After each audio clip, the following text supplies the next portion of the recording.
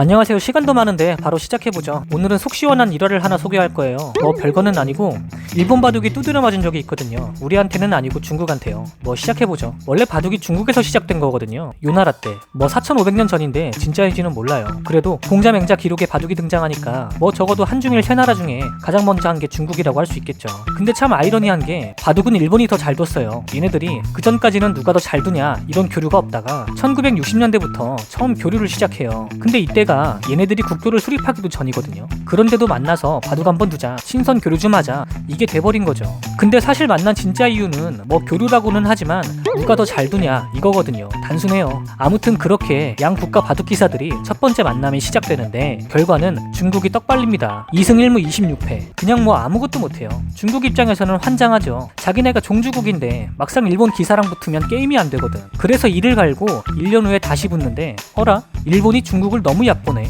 중국은 어벤져스를 꾸려서 왔는데 일본은 아마추어를 내보냅니다. 감히 아마추어를 내보내? 중국이 가만히 있을 수가 없죠. 열받잖아요. 그래서 팔을 제대로 걷어붙이고 바둑을 두는데 이번에도 참교육을 당해요. 어이가 없죠. 자그만치 5승 1무 34패. 이게 중국의 현실이었어요. 열받죠. 중국이 그래서 이를 또 갈아요. 그렇게 3년이 지나고 1963년 다시 붙는데 그때 처음으로 중국의 천주더라는 사람이 일본의 구단을 꺾습니다. 근데 이게 중국 입장에서는 와 할만한 거지만 일본 입장에서는 그래봐야 기사 한 명이 진 거거든요. 여태 자기네가 수십 대를 때렸는데 어쩌다 뺨 한 대 맞았다고 흠이나 나겠어요? 그런 와중에 73년이 되고 한 번 더 붙습니다. 이때는 중국 바둑의 영웅이라고 불리는 레웨이핑이 참가했거든요. 이 사람이 당시 일본의 최고수 사카다 에이오랑 붙어요. 근데 결과는 레웨이핑이 아무것도 못해요. 근데 참 짜증나는 게 레웨이핑이 고심해서 한 수 탁 두면 사카다 에이오 이 사람은 남학신 신고 여기저기 대국장 돌아다니다가 바둑을 보는 듯 마는 듯 하더니 한 수 탁 놓고 다시 돌아다녔다고 해요. 이게 레웨이핑 자서전에 나오는 내용이거든요. 그만큼 실력 차이가 압도적이었다는 거죠. 딱히 생각을 길게 하지도 않고 돌을 놓았다는 건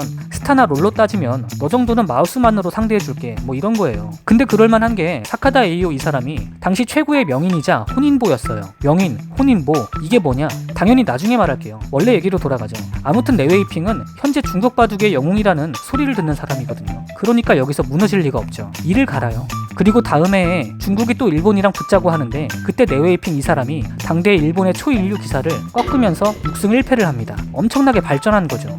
이거 뭔가 분위기가 심상치 않아진 거죠. 계속 맞다 보면 맷집도 세지기 마련이거든요. 중국이 10년을 얻어 터지다 보니까 서서히 주먹도 보이고 반격도 하기 시작한 거죠. 그러니 일본에서 본격적으로 이를 갑니다. 그리고 드디어 1983년 제1회 중일 슈퍼대항전을 엽니다. 지금까지는 교류전이라서 봐줬는데 어디 공식전에서 한번 붙어보자 이거죠. 규칙이 뭐냐면 중국에서 제일 잘하는 기사 8명 나오고 일본도 제일 잘하는 기사 8명이 나갑니다. 1대1씩 붙는데 이기면 또 두고 또 이기면 또 두는 거라 올킬도 가능하고 역올킬도 가능한 방식이었어요. 우리 팀에 이영호나 페이커 하나 있으면 상대가 몇 명 남아도 상관없는 거죠. 그냥 다 밀어버리는 거야. 어쨌든 뚜껑을 열었는데 어라? 중국이 첫 판을 지더니 이 사람이 나와서 5연승을 하죠. 이때 중국이 환장을 해요. 드디어 일본을 밟아주는구나 했던 거죠. 근데 일본에서 이 사람이 나오더니 내리 6연승을 합니다. 그리고 승리한 6번의 대국 중에 2승은 중국에서 했는데 이때 고바야시 고이치가 중국 바둑 팬들 앞에서 이렇게 말해요. 일본 바둑은 역사가 있다. 끝까지 싸워서 이겨내겠다. 용감하죠? 이게 바꿔 말하면 니들은 역사가 없다 이거거든요. 이러니 중국에 남은 기사들이 어떻겠어요? 속이 부글부글하죠. 근데 고바야시 고이치 입장도 이해가 되는 게 저런 말을 할 만큼 유리했거든요. 진리가 없었어요. 왜냐하면 이제 중국 기사는 8명 중에 레웨이핑 하나 남았고 일본은 3명이 남았거든요. 그리고 하필 또 제일 잘 두는 사람들이 남았어요. 원래 끝판왕은 나중에 나오는 거거든요. 그러니 저렇게 도발을 한 거죠.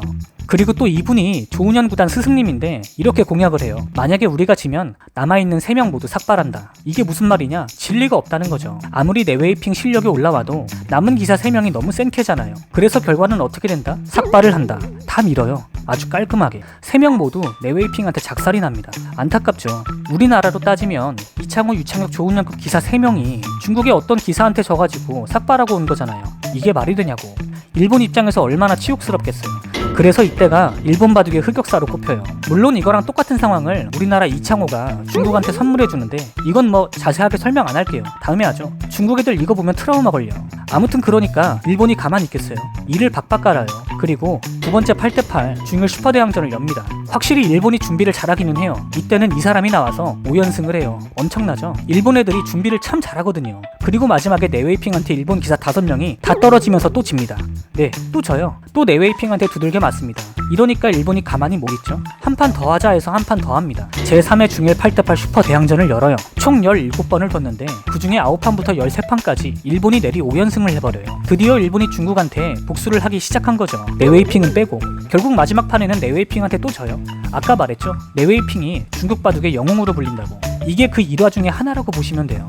그런데 역사는 돌고 돌죠. 중국이 일본을 이렇게 두드려 팼듯 우리나라도 중국을 두드려 팬 적이 있거든요. 뭐 누구라고는 말 안 하겠는데 네, 뭐 그래요. 다음에는 이거 한번 다뤄볼게요. 이 얘기 들으시면 신라면이 먹고 싶을 겁니다. 근데 이거 중국 애들이 보면 트라우마 걸리는 사건이거든요. 그리고 앞에서 삭발한 기사 3명 중에 1명 슈코 선생이라고 하는데 조훈현 구단 선생님이거든요. 이게 또 조훈현 구단이 본인 선생님 복수를 해주는 일화가 있는데 이전 영상에 소개됐으니까 한번 보세요. 재밌을 겁니다. 수고하세요. 서프라이즈였습니다.